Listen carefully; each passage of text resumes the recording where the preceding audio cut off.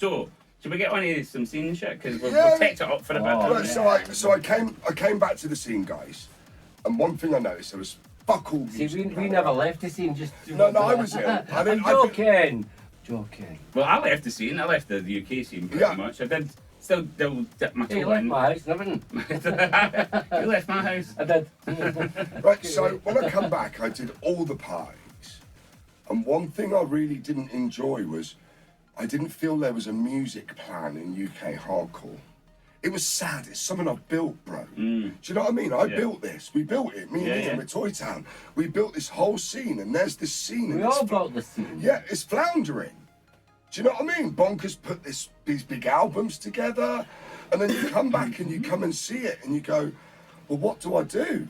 I think it's like a lot of music scenes, when they become like a scene, what happens is things start off diverse, and then a certain style gets more popular, and then it becomes more insular, and then what happens is that parties become where they want to play just that one sound, and that happens. I felt like it was just play your best of Bonkers set every week, John. Yeah. And I think, that just becomes stagnant. And then what happens is it builds up, like UK hardcore built up, and at the peak of it, 2008, 9, maybe pushing into 10, like it got so big, but you had just everybody playing, a 170 or 175 track, slightly different arrangement. And I was the token different DJ, say with Kevin Mark. I can remember playing sets, and then I'll go, well, I was going to play that, I won't play that now. He'd run after me, I'll play 5 of the tunes that the guy just before me had played. So like, well, but it gets so monolithic and tall and shrinks that what happens eventually is that there's no room for expansion, because the people are that into it, they don't want to hear anything else, and then it gets boring and they get bored of it, and then it topples over, and that's good. Well, I was happy when it fell apart. The market was the oldest I've ever seen it. Yeah. It's like they're not regenerating into new, and it's not about the artists. Well, there is a little bit about the artists, yes there is, but it's about the people that are attending. The music wasn't attracting any younger demographic. No, because it wasn't changing. No, and then I'm going out, and then this is where I found I was really lucky by going out to all these other parties like Boomtown, Bolter, Field Manoeuvres, Trance Party, and some of the DJs I'm thinking I've never heard of them. Yeah. And I'm going to these parties and they were next level, bro. And I'm literally playing anything, and it was just so exciting. And then Western, not just anything. I was drum and bass, hardstyle, gabba, French core, hard tech, jungle tech, and the age range was a much more rounded demographic in these parties. Yeah. And I had to make a choice. I really did, with the label, with what I wanted to do. It was really, well, what do I do? Do I do freeform? No, for me, freeform was amazing. One of the best things I ever did. But it had its time, its moment. And it's done. Discussed freeform and freeform are two Yeah, but that time, it was amazing with Kevin the Boys. Yeah. But it had its time, and it wasn't because of. It's because every genre, like I've always give them a name. That's what you have to do. There you go. Oh, we'll give you a name. Yeah, it's like with Hairstomp, I didn't want to name that. But it's just a name. As soon as we did, it got fucking massive. You're just adapting what you're doing. Yeah. But then, but what happens is when you name, because I was like, it's just hardcore. Yeah. Like, it's just hardcore. We did that track, didn't we, Smith? It's all just hardcore. Yeah. Because we were just saying, well, it's different, but it's just bloody hardcore. What happens is fucking like, hard beats, people mate. just then. Because there was a big power stomp drum and bass, dubcore love-hate thing going on. Yeah. And, some of the guys, like Gamma was like, your fans are fucking horrible with me. They're like that, fuck dubcore. He's like, and I'd be playing it on my podcast, and people are like, fucking great podcast. But then I put a power stomp tune up on Facebook or whatever, and people are like, power stomp's rules. And then they write, fuck dubcore. I'm like, nobody asked you to comment on another form of music, and I think one of the biggest mistakes they done was not give it a name itself. Like, I didn't want to name it, but it was Kurt. He come up with the name, and I was like, all right, let's fuck it, because he just kept writing it everywhere. And then when we actually really branded it, that's when it fucking took off. And JBC said a really important thing to me. He was like, he says the kids that are going out and they're listening to hardcore or happy hardcore or UK hardcore. It's like that's what our mum and dad used to listen to. He's like, that's not cool. Give it a new name. If you give it a new name, it's like when dubstep came out. You know, obviously it was a different genre and stuff like that, but it was like a slowed down version of drum and bass. And then it was something cool that the kids can grab on and go, this is ours, this is different from another. Because when you're young, when I got into rave music, I was like, my mum and dad were like, what's this fucking noise? I'm like, you don't understand because you're old and shit. I think I remember. You know, and that's important. I remember playing in Perth, and I wrote some tracks with Darwin. And obviously, you know, I did the Force 9 stuff and stuff like that. I remember playing in Perfume and you don't remember that. You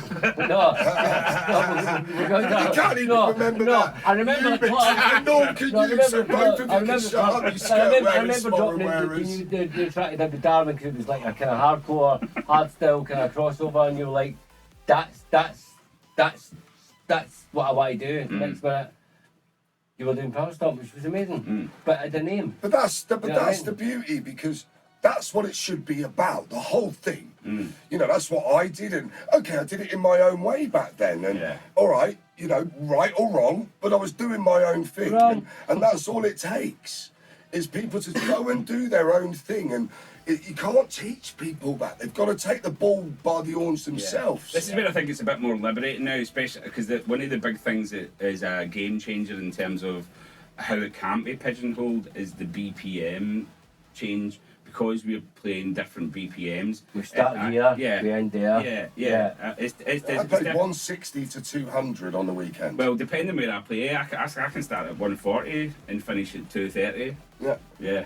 That's my set time. That's an easy shift. You know, and I've got this excitement about music, and I like that. You know, like there's just, but you know, what a single for the first release in Bonkers. It is amazing, and all the different music I'm receiving from, you know, like I've got Shining Down, Mr. Ivex doing it.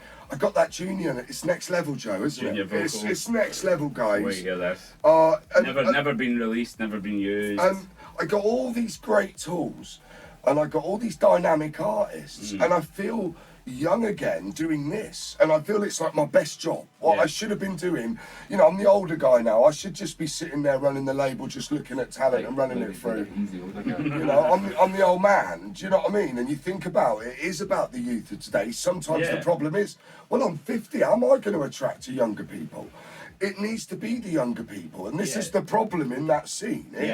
It's not about the younger people. No, you're not. I mean, even when hardcore started kind of slipping off, Power Stomp gave it a wee bit of rejuvenation for about 2009. It started falling apart. I think a lot of that was to do with the 2008 crash and the knock-on effect. I mean, I don't have my finger on the pulse enough, but then, you know, people had less income, disposable income. A lot of clubs started shutting down. You know, I mean, it's still happening with housing blocks are popping up where, you know, iconic clubs used to be. So like that club circuit was gone. Like I'm more of a festival DJ now. I play the odd club venue, but it's very rarely. And even in the winter, it's like indoor festival. Come to a festival near you.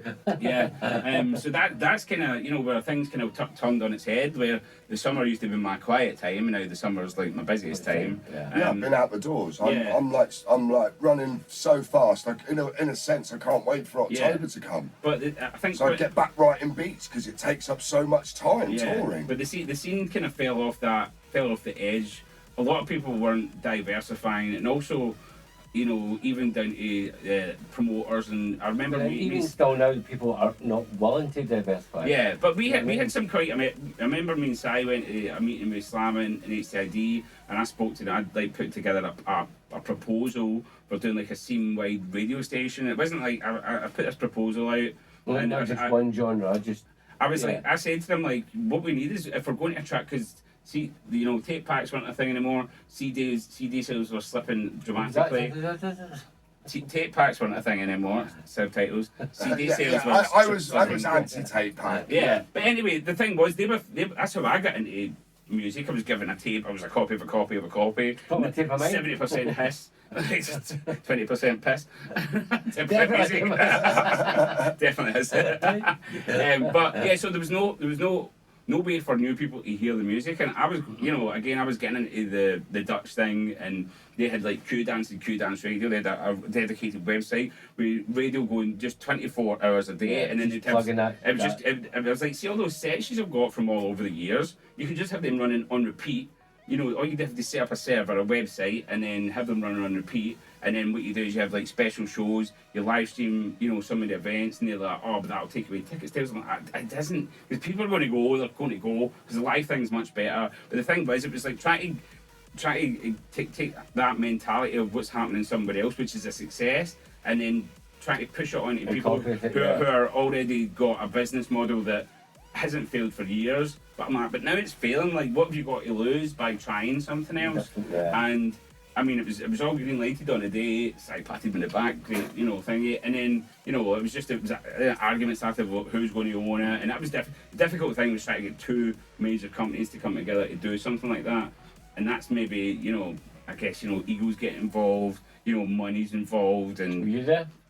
Well, it was my idea, so of course it was there. And, you know, it could have saved it, but it didn't. And, you know, everything went to shit after that. But again, that's where I felt like there was that peak of Darren, wasn't there? For, you know, his album. It was massive, guys, wasn't it? Yeah. He was the next level at that time. But then one of the other things that really brought the UK hardcore scene to its peak was obviously there was all the different albums that were happening, but when they started doing the Clubland Extreme thing, that brought a totally different market in. And one of the biggest things about that, and I still talk about it to this days, was they were remixing songs that were coming from you know, like mainstream. And they were like huge vocals, really well produced vocals, like good songwriting, and that was something that had been maybe missing from hardcore for a while. So, you know, you went from everybody using like Nexus leads and this, you know, everybody following the same chancy kind of thing to 170 kick. Then some people are still using. Some people are still, I made the copies in the room with the new patching. But then he started having good songwriting, and whether, you know, I wasn't really my cup of tea musically that, but good songwriting. Exactly. See behind. But the thing was, I don't have to like a song to understand why it's popular or why it's well made. And one of the big things was the songwriting, and that was some injected. So plus it brought in a whole crowd of people that from the club thing and one on the hardcore, and that's where you started seeing these huge events like, you know, NEC. Man, we were playing it, but 10, 15,000 fucking people. scary. We were in hardcore was in the main arena. Drum and bass was room 2. Yeah. I used to have a big like canvas on my wall. Me stood on the stage with just flames going up either side of me. I thought it was like Tyrannosaurus. Well, I've really enjoyed this. Which is the canvas on your wall. I've really enjoyed these different gigs I've been doing. It's given me the impetus. And hearing all this different music. It's just about fucking variety. It's always been about variety. Yeah, There came a point where variety just went, and it was just like trying to, like, force feed this to everybody. Do you know what I mean? But I've had stagnation twice where I wanted to just quit, and one was the UK hardcore scene when Power Storm had like had its day, and I was like, it's really small, limited subgenre that you can only do so much with. And that's why I never done any nights with it. It was like, you can have one set and that's it. And when that kind of burnt out, there's only so many of those type of melodies you can do in reverse basses, etc. And then it was like, I'd hit the ceiling in UK hardcore. I'm like this is starting to implode. And any, you know, I'm not the arbiter of good advice, but anything I try to kind of put out there to try and help it, nobody's listening. I think you're wrong, but I think you're a good arbiter of good advice. I think. But nobody was taking it on. The people that could actually do something with it. Scottish. Yeah, but they still aren't, because I came back and there's still those people that are stuck in their zones. And then I started doing DT stuff, because obviously I was playing the harder stuff at the end of my sets, and I was like, this is a new challenge. This is because there's only so many big sets you can do in that scene. I'm like, I want to play to bigger crowds, and I want to try something that I've never done before. And I'd done that, and, you know, smashed the shit out of that. But then again, like, it was like we were just repeating the same thing. It was like, you know, how many people say you're living a dream, but how many times can you play Dominate a main stage? I can remember something you said to me. I don't know if we were living at that time. You're right. It's fucking boring living a dream, didn't it? I know, I'm sick of having a time in my life. I do remember a few people saying to me, and people going, I'm tired, it's struggling. And people going, what you mean? And you go, they don't get it. Well, the You thing know, you is, go because through those when you're periods. when you're in the inside, you see it starting to fall off the. You're burning as a person. You're you still know. trying to get through the emotions and trying to just But also, clean your but also thing. there's a space between us seeing it starting to fall off a cliff and the punter seeing that, because you're on the inside and you see the manoeuvres between promoters and labels Wankers and everything idiots else, and the crowd are still just like, oh, everybody's still turning up, we're still got the music, and then crowds start thinning or they stay the same, the demographic stays the same, and then eventually the quality of the music starts declining, and that happened with Happy Hardcore. That's how that imploded, because it was the exact same thing, and it was like, and I even said that when I done that presentation thing, I was like, this has happened before. The exact same thing's happening again and again. and why are we not fucking doing anything about it? And it's obvious, and it's almost like I used to go to work when it needed changing. It's like that was when I was at my best. Yeah. It's like, oh, it's going to change now. Yeah. Let's go. It was the excitement of being able to go at it. Yeah. Go into the drums, or another artist will come along and he'll do something next level, and you'll go, boys.